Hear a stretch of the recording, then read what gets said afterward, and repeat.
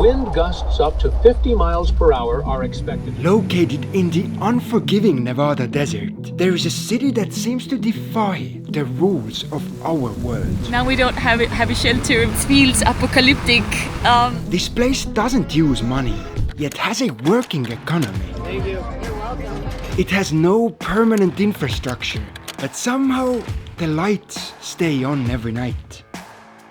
And to top it off, on daily basis, it is ravaged by dust storms that rip structures from the ground and reduce visibility to nearly nothing.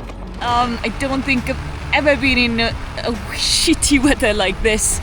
Simply surviving here is a challenge by itself. Lining of my lungs is the dust. Yet for some reason, every year, more than 70,000 people decide to call this place home. And so today, we want to bring you along to this strange and beautiful place. Hello, friends. We are Joe and Liisu, full-time travelers, adventurers, and the last 4 years of our lives we've spent traveling and discovering interesting parts of the world. Most commonly, our travels take us to rarely visited, exotic places, like the deserts of Iran, high mountains of Nepal, or the dense rainforest of Southern America. But this time we want to take you somewhere exciting.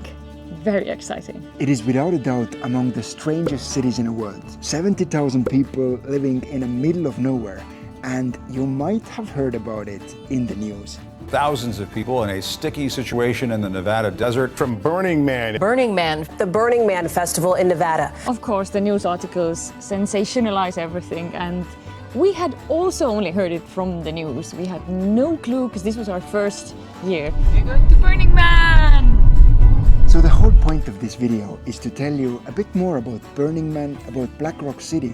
And if you have also thought about going to Burning Man, this video will definitely help you because we will go through all the tiny details, the big details, and the financial parts as well, of course. Yes. So first off, what is Burning Man? Many associate this festival with drugs. Police say they found a large amount of drugs. He was on his way to Black Rock City. And I can guarantee you, even if you don't do drugs, that is absolutely not a necessity. You are gonna have fun. Others think of it as camping in a place that no one should camp in. The rain and mud trapped more than 70,000 festival goers for days. But after being there, the best way to describe it is as a city. There are residential streets for living, open central area called Playa. It has its own postal code, airport, restaurants, bars, beauty salons, but I'll stop myself here, cause I'm pretty sure you already know what the city means. It's just like a video game that people come to once a year for a week and they play and they burn and they just like experience all those things that they can't in the real world, in the default world. But what separates it from a normal city is that it's only built for 1 week each year. But if you are somebody that enjoys art and culture, it might be a place that should be on your bucket list. It takes thousands of people nearly a month to build it. And after some very important parts of the city have been burned, which of course I'll tell you more about later, it is once again demolished without even a sign that it ever existed. It sounds absolutely crazy, but why would anyone devote so much time and effort to build something so temporary? Well, to understand it, let's first talk about what makes this place special. And it's not just a city, because otherwise we would have it everywhere. It has very specific principles of how it works. So pretty much there are 10 laws and principles that guide the life in Black Rock City. Some of them, like participating in communal effort and leaving no trace, are probably quite well understood by everyone. But let's have a closer look at the few others that truly shape this city into what it is. So one of those, for example, is radical self-reliance, which means that whatever you need, you are gonna bring. We had to bring all of our water, all of our food. We've gotten ourselves a tent, sleeping bags, now it's time for the cooler. Thanks to this rule, there are two main types of architecture in Black Rock City. The residential side consists mostly of tents, sort of upgraded tents called shift boats, and on the more luxurious side, RVs. On the other hand, the non-residential architecture is like taken out of a storybook. But again, let's talk more about those a little bit later. And another part is radical inclusion. But what it actually means is that everybody is welcome. Yes, I know that most of us have been thought to be kind to people around us. Yet have you ever imagined how would the world look like if this was among the guiding principles of our whole society? Yet the rule that makes this city extremely hard to understand for outsiders is decommodification. The city does not have money going around, so you just roll up to a bar and they're gonna give you a drink for free. It's sort of weird how, like, naturally you said, oh, there's no money in this city. Like, it's hard to imagine in nowadays world that there are places that don't have money. Exactly. But that's like one of the unifying parts of this event is the fact that everybody takes care of each other, and to take care of each other, money is not necessary. For example, this here was a gourmet grilled cheese restaurant where cheddar pesto or Gouda cranberry sandwiches were served to everyone together with red wine and totally for free. And the same if you do something for somebody, you help them build something, or you see that somebody doesn't have lights and you bring them lights, you're not gonna ask money for it. You're like, you feed on happiness of other people basically. For example, we brought sunscreen and hand sanitizer. It was a small little thing that we always carried around. Of course! So to summarize the 10 principles, Burning Man is a place where each and every participant wants to add to. Like, there's no central theme or anything that would guide how the city or festival would look like, but it is what you bring. But what does it take to become a citizen of Black Rock City? We got tickets! We got the car pass. Yeah, I know it's a bit of an anticlimax, but it all starts by getting a ticket. Well, although it doesn't feel like one, it still is an organized event. And I'm not gonna lie, having clean toilets each morning was pretty freaking awesome while living in a tent. But definitely the hardest part, especially for first-time burners like us, was the preparation, because we didn't have any friends going there this year.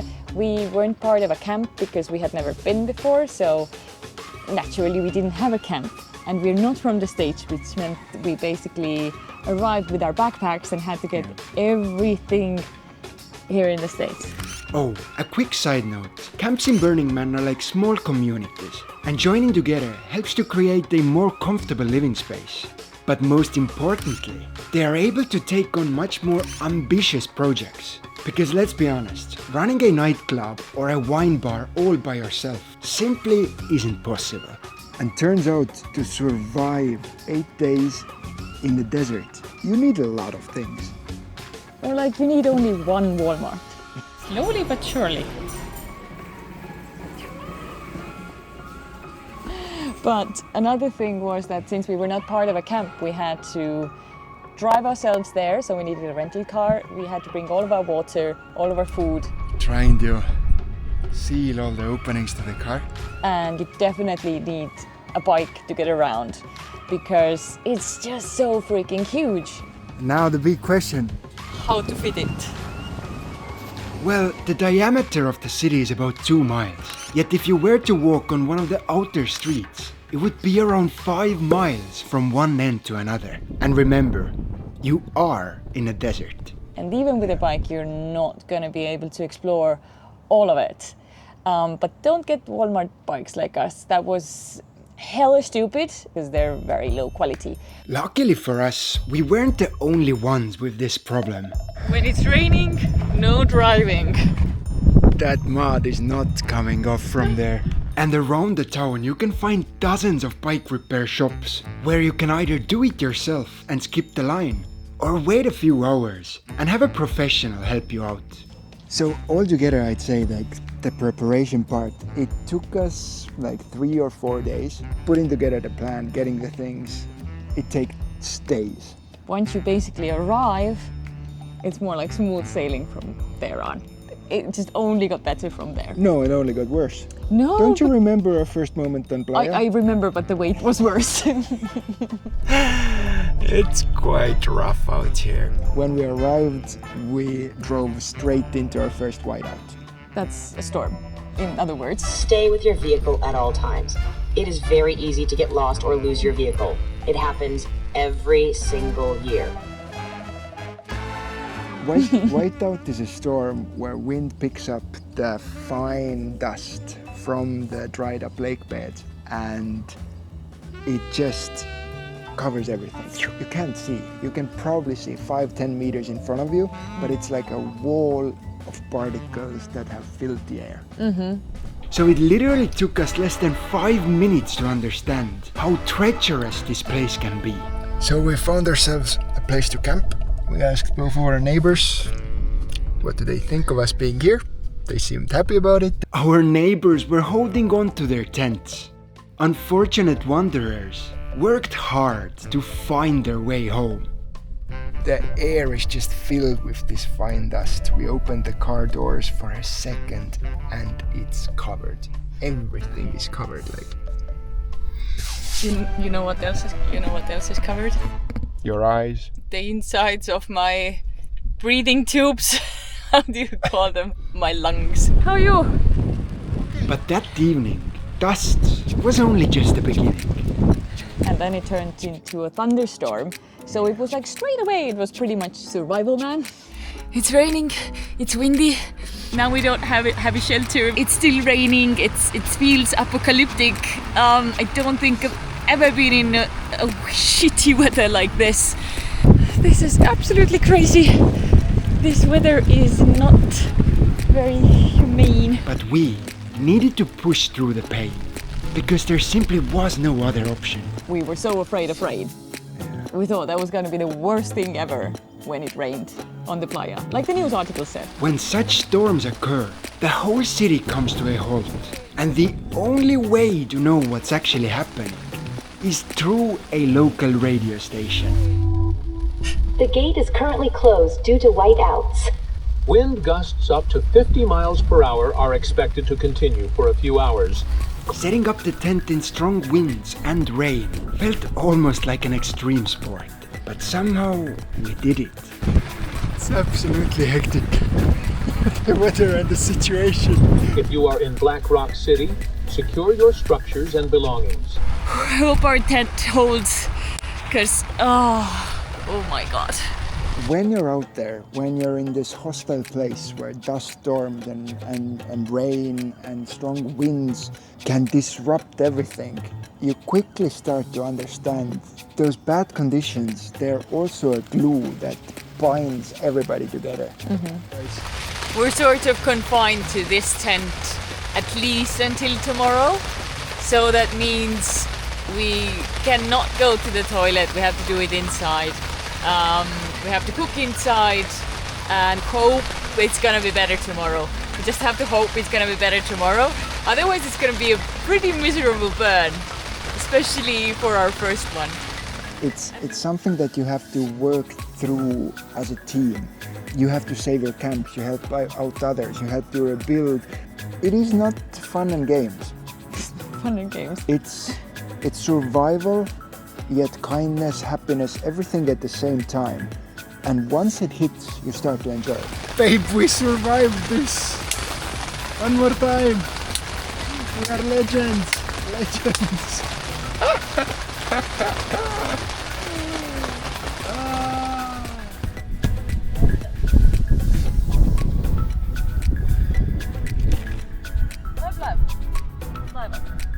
I got rained in last night. But as you can imagine, it's not the weather that brings 70,000 people to Black Rock Desert each year. So a question that we've already heard a couple of times from our friends is, how does a day over there in Black Rock City actually look like? What do we do? What do we see? What's around us?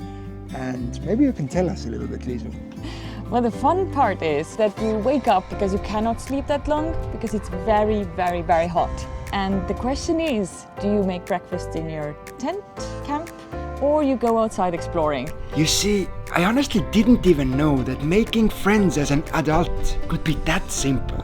That then guiding principles also encourage everyone to be open and the truest version of themselves. And going outside exploring is definitely a more fun way because you can visit all kinds of different camps, try out their breakfasts, make new friends. But more than just being able to communicate freely, it also makes this place extremely visual.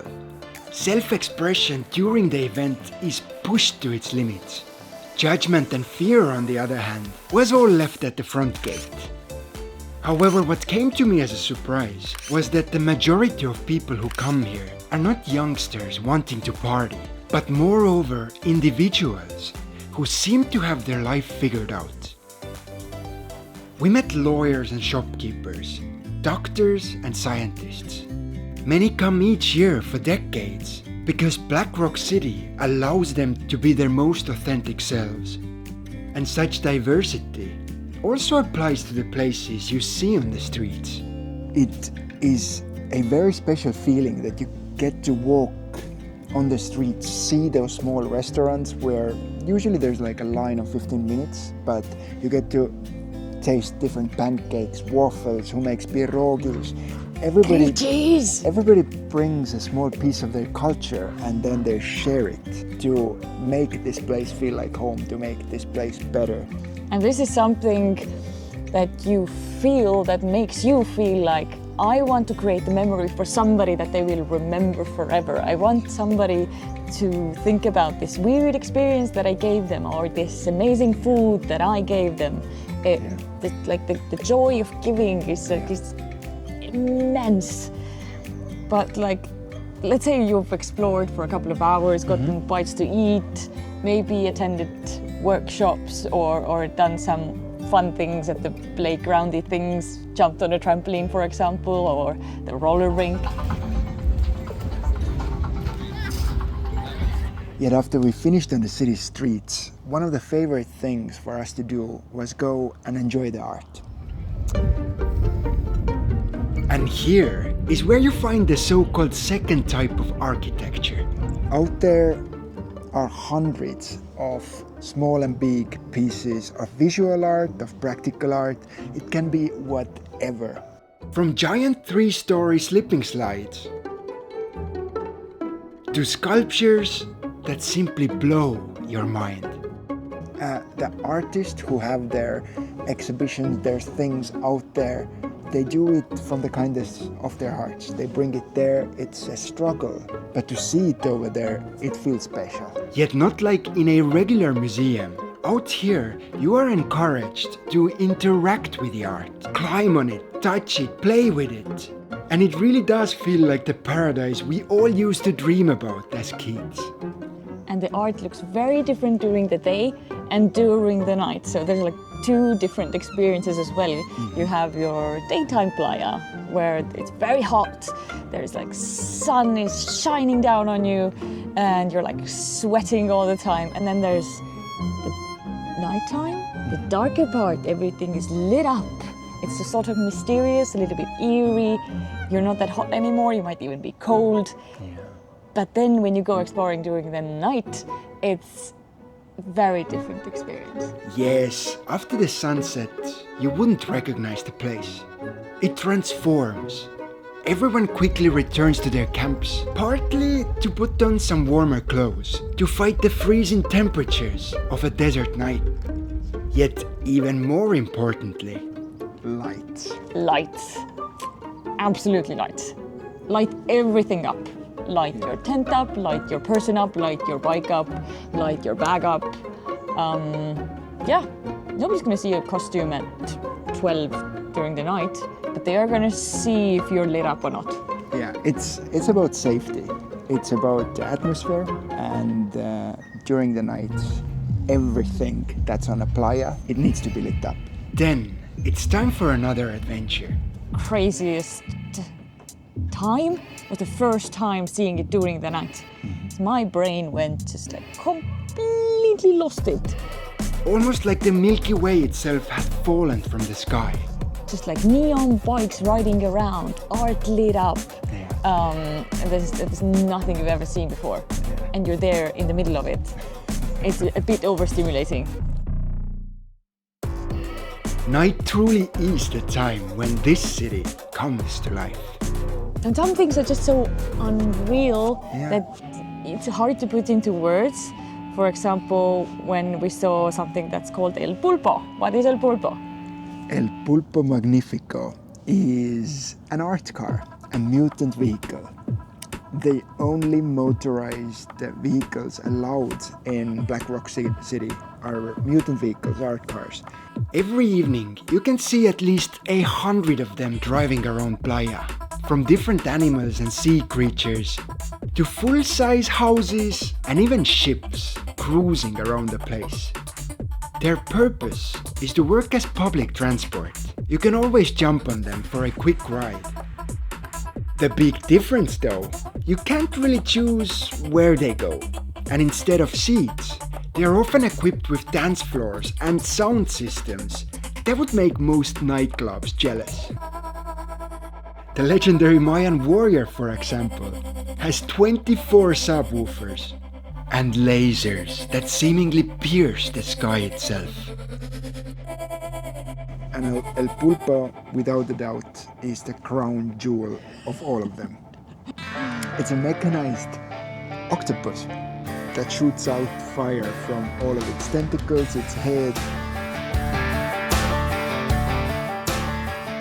And I am not afraid to say that El Pulpo is the only thing I've ever been a groupie to. Like I was following it around everywhere it went. I was truly enjoying its presence. It was magnifico. We had our Mad Max moment when we were chasing El Pulpo going somewhere, and then there was like 100 bikers around, all with neon lights, chasing the car, and you look around you and it looks so surreal that you cannot make it up. Yeah, it's just so weird. And in a weird way, like Mad Max started making sense to me. Before that, there was this weird, strange universe. And you're gonna be experiencing that. You're on your own. That is the weird part. You're in it. Yeah. You're the person having those tiny adventures. So walking around over there and spending time over there, it always feels like an adventure. You're going from one place to another without actually knowing what is gonna happen. So yes, we can tell you sort of how a day looks like over there, but the beauty of it is days are never the same. However, there still is one huge topic that we haven't touched on. So, as you can probably understand from the name, Black Rock City is also a place where occasionally things burn. Quite often things burn. Deliberately things burn. And yeah, what I mean by things is that a huge part of this event is burning art. It's visual, but it also holds a much deeper meaning. You see, there probably is 100 different reasons why artists decide to burn their structures. Yet for me, it perfectly symbolizes the core ideas of this city. It's about understanding and appreciating the beauty of moments and their lack of permanence. It's about letting go of ownership and self-centered attachments. And just as it has for the last 10,000 years, the warmth of the flame simply binds together the ones who have gathered around them. But then, one day before the last, the event reaches its peak. But then there's also the burning of the man that happens on Saturday, which is like a huge party. There's fireworks, there's all those art cars playing music, people are partying, dancing. They're just like having such a good time and enjoying seeing a man burn.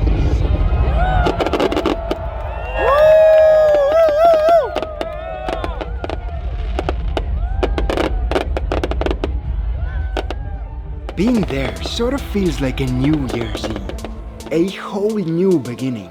And after a week together at this night, the whole community breathes as one. More than 70,000 people with one clear goal: to make this a night to remember.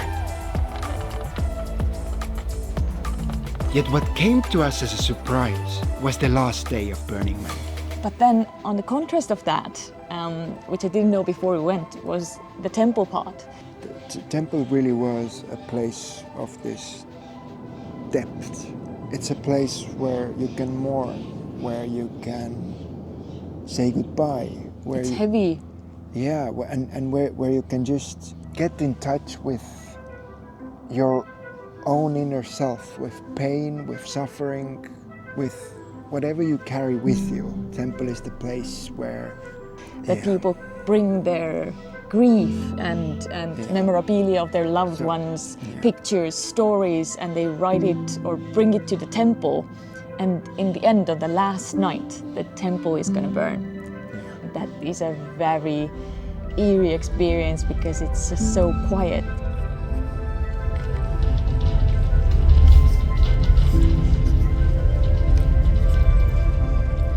People are crying, everybody has a lot of feelings to burn and to let go of sadness.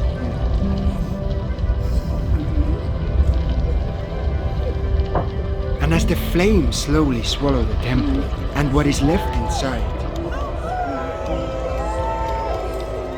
the city once again starts to prepare for its 11-month-long hibernation. Camps are dismantled, the remaining art pieces packed together, and from the ashes of the burn spots, down to every last candy wrapper, the dried up lake bed is brought to the exact condition that it was before. So that next year the whole process could start again from a clean canvas. It's been more than a month since we left. And now, looking back on it, I finally understand why many object when this event is labeled as an art or music festival. You see, Burning Man is a concept. A collection of 70,000 ideas that each year materialize and become reality. The belief that holds this place together knows no borders. So there's people who like to just party, there's people who just want to explore the art, there's people who want to take part in workshops, there's also kids there, so full spectrum of people. For some, it's like a computer game where you get to be the player and the developer all at once, making small improvements each year. For others, it's a vision of an utopian society where self-expression and kindness are worth more than gold. One person even told me that for her, it's the real world, because that's the only place where she does not have to play the character that her colleagues and family expect her to be. Yet all fancy definitions aside, the reality of this place is actually much simpler than you think. Black Rock City is exactly what you want it to be. It's an event created by its participants, and therefore perhaps the only place left on Earth where changing the world is only limited by your own imagination. And in all honesty, it's also an addiction that from now on we have to carry with us until the end of our days. Oh, and I almost forgot. A little extra for those who are interested in the financial part of things. Because I know many people want to know if it's actually plausible to go there or you have to be a millionaire. Yeah, we had heard stories that it's the most expensive festival in the world. And these stories are kind of true, but they don't have to be. Because many people want to go to Burning Man and live in luxury. But here's the thing, when you want to do that in the middle of the desert, it's going to cost a lot of money. RVs, like the camps that would provide you showers and things. Plug and play. Yeah, these are the camps that you just pay a lot of money and they do everything for you. But for us, it was actually way cheaper than we imagined. So let's be transparent here. We are part of the ticket aid program Yeah. due to our income, because surprisingly, YouTube does not pay you that much money every month anyhow. So we got our tickets for, I think it was about $250 something, including the vehicle pass. So for the tickets plus vehicle to enter the city for 2 people was around $500. Yeah. Then The car rent. I'd say it was around $500. Let's say for 2 weeks, because you need prep in the beginning and then Yeah. cleaning time afterwards. Yeah, and if you have time, then America has amazing national parks as well, so you can take the car for longer if you want to. And then I would add all the camping gear, clothes and things that we had to buy, tents, chairs, everything you need to make your stay as comfortable as possible. And I would say that cost around $1,000. $934 worth of stuff. And finally, we would have to add food, beverages, maybe a little bit of alcohol, like whatever sustenance your body needs over there.